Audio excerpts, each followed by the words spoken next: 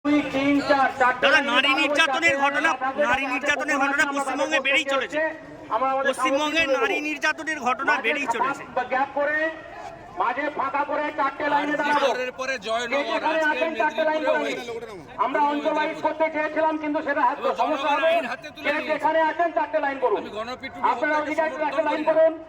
কিন্তু সরকারের উপর পুলিশের উপর আস্থা নেই বলে আজকে ধর্ষক তৃণমূলের হারমাত সুখচাঁদ মাইতিকে জনগণই পিটিয়ে মেরে দিয়েছে।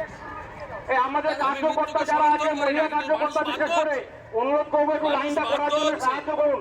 পুলিশ এবং প্রশাসনের উপরে আস্থা উঠে গেছে। যে সমস্ত মহিলা কার্যকর্তা আছে, অনুরোধ করবো মাঠে নেমে গিয়ে লাইনটা করতে সাহায্য করুন। চারটে লাইন করতেই হবে না, কেন্দ্রীয় এজেন্সিকে তদন্ত করতে হবে। চারটে লাইন করতেই হবে, না হলে আমরা এইভাবে দিতে পারবো না। কথার মধ্য দিয়ে তো প্রমাণিত চারটে লাইন করতেই হবে।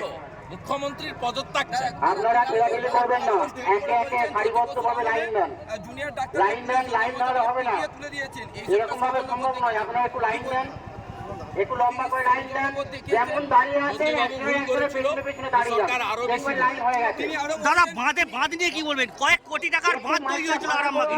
লুট করেছে, ক্ষমতার জন্য হয়েছে। মমতার ব্যানার্জি ইমাম ভাতা আর দর্শন করতে গিয়ে বাঁধ মেরামত করেন। বেশি সময় নেব না, আমি আলোককে বলবো বরণের সম্মানীয়